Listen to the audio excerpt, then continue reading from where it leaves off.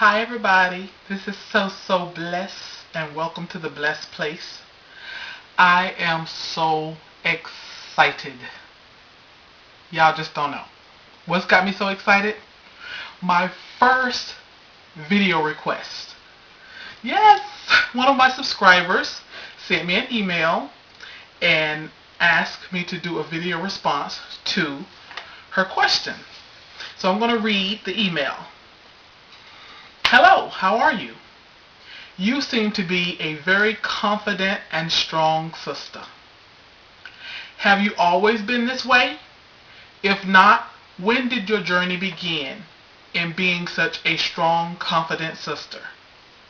Also, how did you come to the realization that your man was the one? Because I have met a lot of ugly gifts wrapped in pretty packages. LOL. If you will, please answer in a video response. Have a blessed day. Oh, I am so excited. Thank you for that request.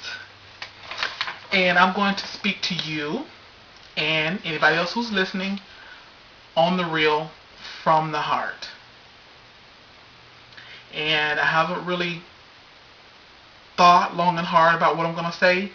So like they say in my church, take all mistakes for love. Okay. You seem to be a very confident and strong sister. I would say that I am. For the most part, I'm a very strong and confident person. The reason I say for the most part, because I don't want to get here and pretend to be something that I'm not. Everybody, I believe, I mean from the most beautiful to the least beautiful. We all have something that we're not so confident about, or we all have something that we could be stronger in or that we don't like about ourselves, etc. So I'll talk a little bit about that. But for the most part, I am a very strong and confident woman. I think the question was, have you always been this way? And I have always been this way for the most part. Just to give you a little background. There are four of us, four girls in our family. I'm the oldest. Growing up, my sisters were beautiful. I wanted to find a picture of the four of us, and if I can, I'll add it to this video. But my sisters were beautiful. I mean, beautiful. I mean, they're still beautiful, but I mean, growing up, they were beautiful, gorgeous girls with long, flowing hair. I mean, all of their hair was down here, except mine. My hair, this is about the longest it's ever been, but my hair was never long. It was always maybe kind of shoulder length, but never long like theirs. And people would always talk about how beautiful they were. They always, and it's amazing how adults, they don't mean it, I'm sure they mean well, but it's amazing how they will say, oh, she's beautiful, oh, she's this, oh, and then they will get to me and they will say, oh, and she looks just like her daddy. Now I don't mind so much looking just like my daddy, but when you're 8 years old and you're 10 years old and your three sisters are beautiful and they kind of look like your mom, you don't want to be the one that looks like your daddy. But I was the one that looked like my daddy and my dad's sisters. So I never had anyone to call me pretty or beautiful, except for my dad. And I talked a little bit about my dad in my video, Daddy's Little Girl. So if you haven't seen that, maybe refer to Daddy's Little Girl.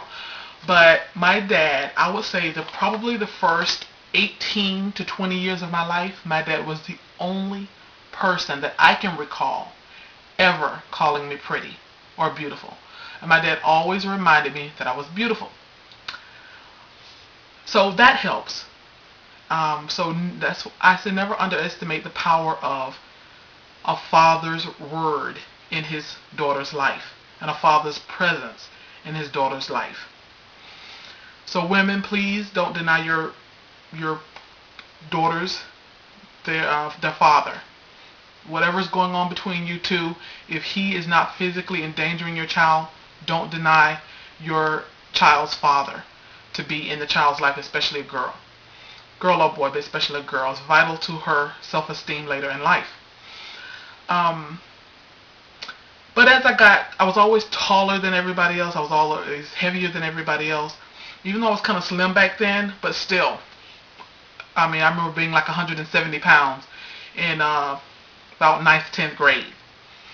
And that was a much heavier than my counterparts.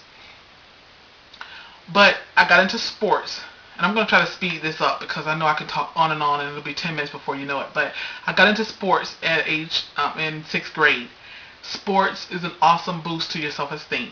So that, I believe, is where my self-esteem began. I started to excel in sports, and by the time I was in high school, I had earned a college scholarship. Went on to college. So my name was constantly in the newspaper from about ninth grade on up to 4 years of college. My name was constantly in our local newspaper. So that is a major boost to anyone's. I mean, if you ever watch guys, and especially guys who are in sports, that's why they have so much confidence. That's why they have so much confidence, because sports is an automatic boost to your self-esteem. So if you have children, boys or girls, if they are athletically inclined in just the slightest way, get them into sports. Afterwards, I had a baby, and I did go through a slump of somewhat depression and not feeling very good about myself. And that's because I had gained weight, number one. It was an unplanned pregnancy. If you watch my video, There Goes My Life, that's my true story in that video. And I believe I had postpartum depression. I gained weight. I didn't know what in the world to do with a baby because I hadn't planned on never being a baby's mama. And so I was really depressed, and I think I went through maybe a year or two of not being this strong, confident sister that you see.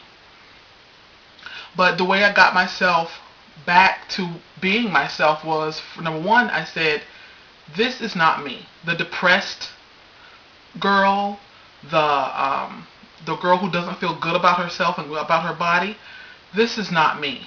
So through, I read a lot of self-help books, I read magazines, I looked at other women that I thought were beautiful and tried to emulate some of the things that I saw in them.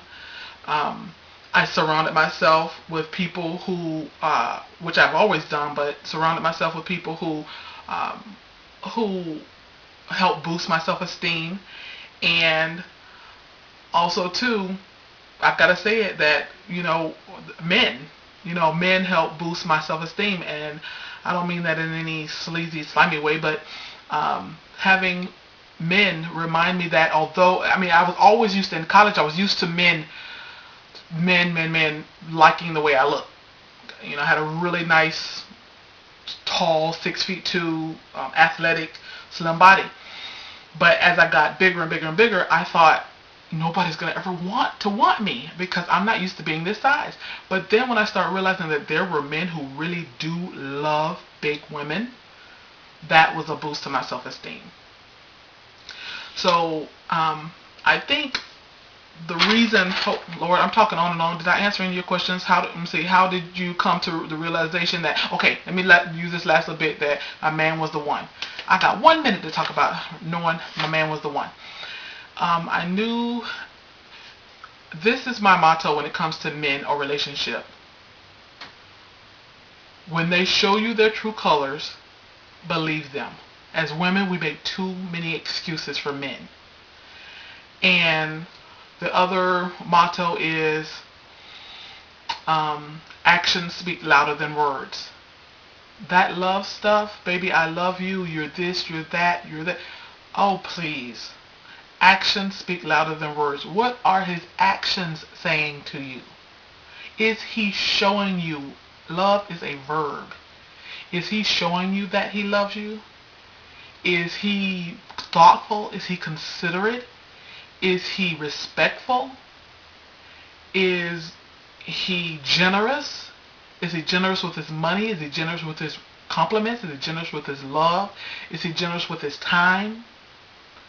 We make too many excuses for men just to have a man. And it's time out to stop making excuses. So if you find a man that you no longer have to make excuses for, if you find a man who is actually showing you his love through kindness, generosity, respectfulness, then That's how you know he's the one, when you no longer have to make excuses for the bad that he is doing. I hope I answered your questions, and I'm way over time, and hopefully this can upload, or I'm going to have to redo it. You be blessed. And thank you for my first video questions.